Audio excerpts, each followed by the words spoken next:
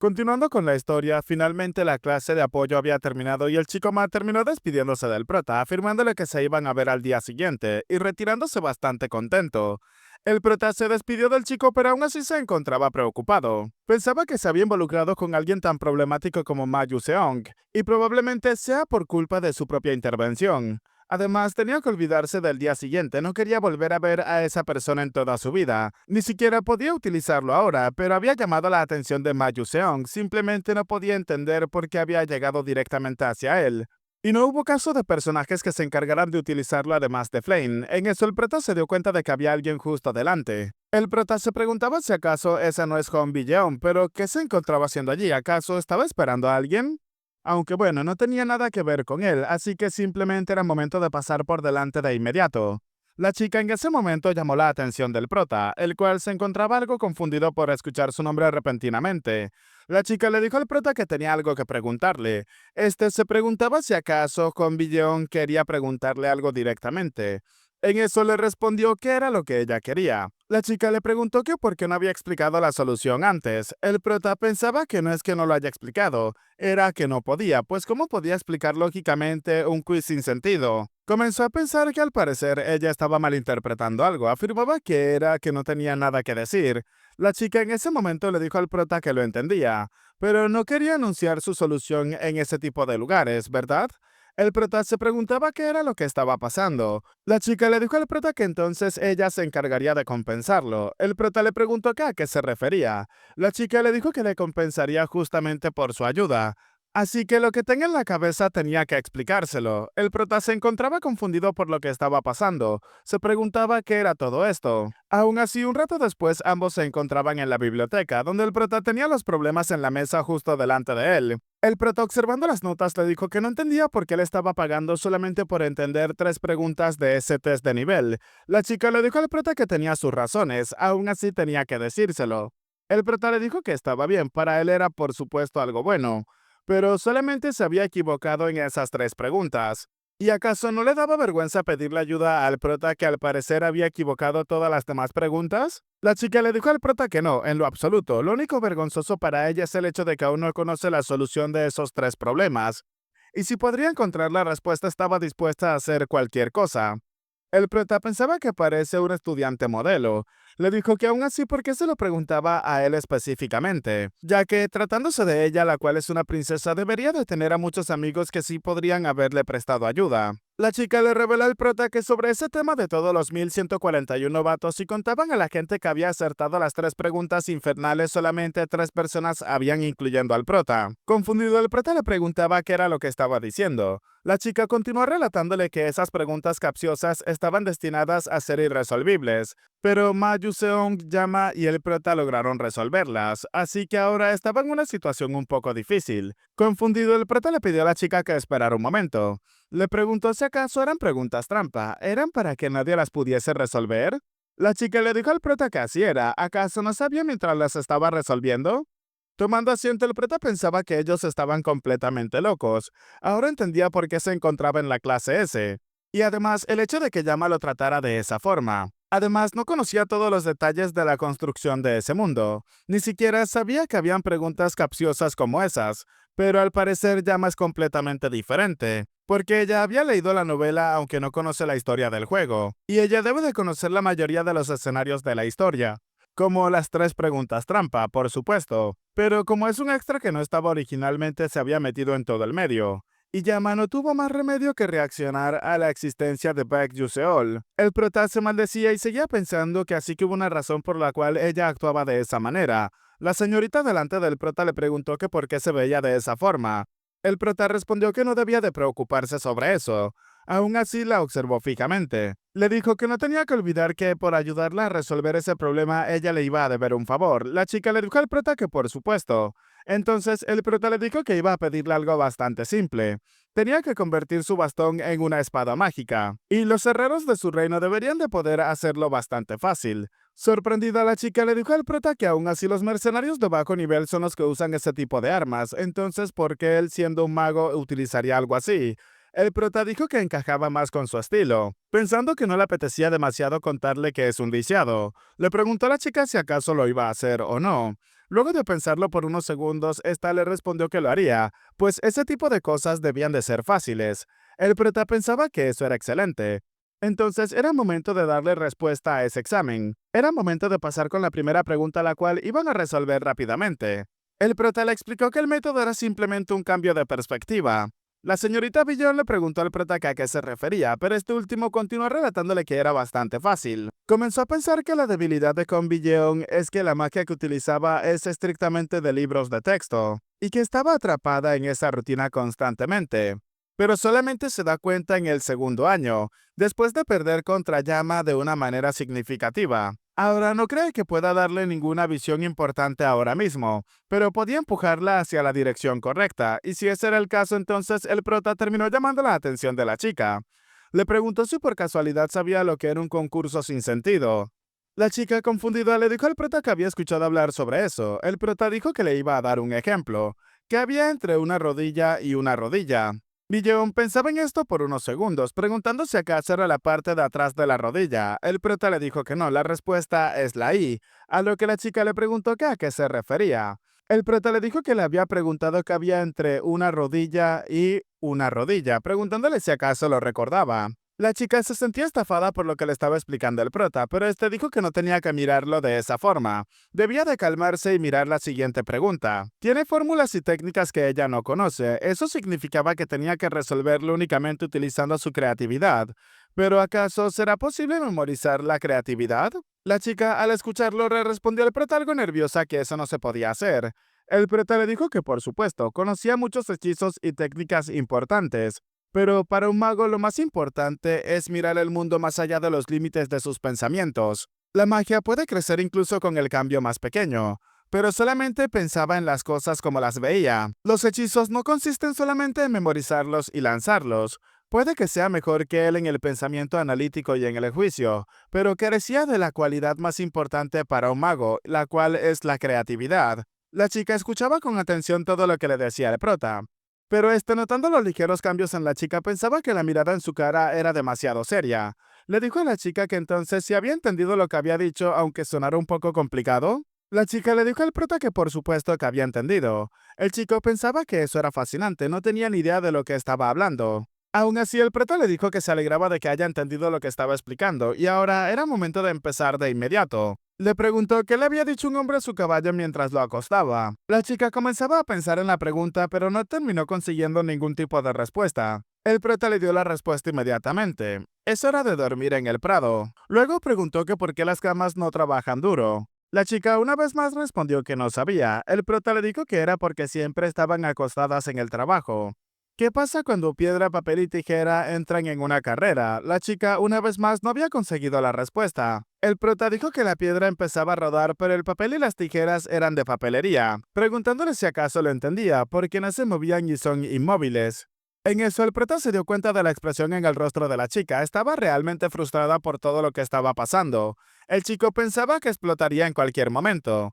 Aún así, le dijo que entonces que le había dicho una nube al océano. ¿Qué le dijo la nube al océano cuando llovía?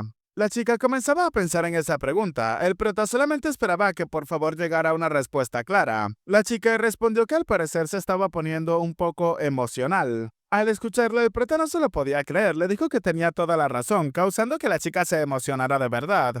Esto llevó al prota a pensar que era la primera vez que veía su sonrisa tanto en el juego como en la realidad. El prota le dijo que como se esperaba de una princesa, su creatividad estaba a otro nivel. La chica le dijo al prota que era excelente, entonces era suficiente y tenía que darle la siguiente pregunta de inmediato. Luego de eso, finalmente el verdadero estudio comenzó, pero el prota simplemente dejó pasar el tiempo y ya era demasiado tarde por la noche. Aún así, exhausto, el prota pensaba que terminó gastando 3 horas en esas preguntas sin sentido con Hong Billeong, y no esperaba que realmente creyera lo que decía. Ahora, el prota comenzaba a pensar en esa chica. Es sin lugar a dudas una excelente maga con una mente bastante aguda, pero su debilidad es su forma rígida de pensar. Pero para explotar esa debilidad, el prota pensaba que aunque ella es una villana, se sentía un poco culpable. Y ahora necesitaba modificar rápidamente a Teribón en una espada mágica. Así había más cosas que podría hacer. Aunque bueno, no es como si no pudiese hacer algo sobre lo que ya estaba hecho. Ahora era momento de dejar de pensar y debía de darse prisa y comprar los libros que necesitaba para la clase. Cambiando de escena, en una pequeña cabaña el prota se encontraba pensando que estaba bastante deteriorada, pero lo sabía claramente. Esa librería cuyo dueño tiene el hábito pervertido de actuar como si estuviese dormido mientras miraba a sus clientes, esa es la librería decrépita sin nombre. Las notas de estudios de Maela, la estudiante que se había graduado en lo más alto de la Academia Estelle hace 10 años, estaban escondidas en ese lugar. Mientras que en la pantalla lo mostraría con pulsar un botón en el juego, en la vida real necesitaría el libro de texto para la especialidad. Además, dependiendo del texto utilizado, el ritmo en el que aumentan sus notas será diferente. Al principio compraba los libros de texto de librerías famosas, pero descubrió más tarde que habían buenos libros de texto escondidos en tiendas sin ningún tipo de señalización. Si tomara una clase de ingeniería mágica mientras sostenía las notas de estudio de Maela, tenía casi garantizado sacar la nota máxima. Aunque bueno, solamente llevando las gafas Bulbul obtendría notas decentes, pero sería capaz de averiguar la receta oculta, así que le salía más conveniente.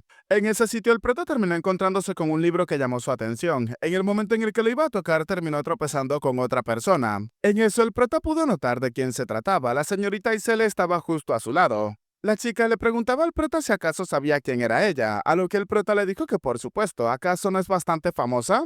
La chica observó al prota y le dijo que ahora lo podía recordar, él es del grupo suplementario. Le dijo que su nombre era Baek Yuseol, ¿o no? El prota se preguntaba si acaso no recordaba haberlo conocido antes de entrar en la academia. La chica le dijo al prota que había disfrutado el debate, había sido un poco decepcionante que no terminara de explicar. El chico pensaba que ahora que se daba cuenta, Aisele tampoco fue capaz de entender del todo esas preguntas. Y de todos modos, la chica le dijo al prota que había sido un placer conocerlo, retirándose en ese momento. El prota, mientras la veía retirarse de reojo, pensaba que menos mal y nos habían llevado ese libro. Además, porque ella estaría en un sitio como ese. Fue entonces cuando el prota vio que la chica había visto un libro que tenía un precio de 78,000. Pero luego de exhalar, la chica terminó devolviéndolo al estante. Esto hizo que el prota se preguntara qué había sido lo de hace un momento. Esa librería suele vender libros usados. Por esa misma razón, la gente que suele ir a esos sitios son gente pobre como el prota. Y como alguien de una familia caída, Aisele, que lo había perdido todo, probablemente no tuvo más alternativa que llegar hasta ese sitio. Su padre probablemente había sido asesinado por los oscuros humanos demoníacos. Y para el prota eso le parecía algo bastante triste. Una princesa como ella viniendo a comprar libros usados pero preocupada por el precio porque no tenía dinero. Además, Aisele también tuvo un final desafortunado en la novela original. Murió incluso antes que Yama, que se convirtió en la protagonista de ese mundo. Y podría decirse que el personaje más desafortunado del juego fue Aisele. Un rato después, el prota llegó con todos los libros que necesitaba, bastante emocionado, mientras que la chica observaba todos los libros que él llevaba. Sonriendo, el prota pedía que le dieran todos esos. El hombre le preguntaba si acaso estaba seguro. Ese joven era mucho más fuerte de lo que parecía, pero el prota, algo confundido, terminó observando a la chica a su lado, la cual ni siquiera lo quería mirar. El prota le preguntó a la chica qué era lo que estaba pasando.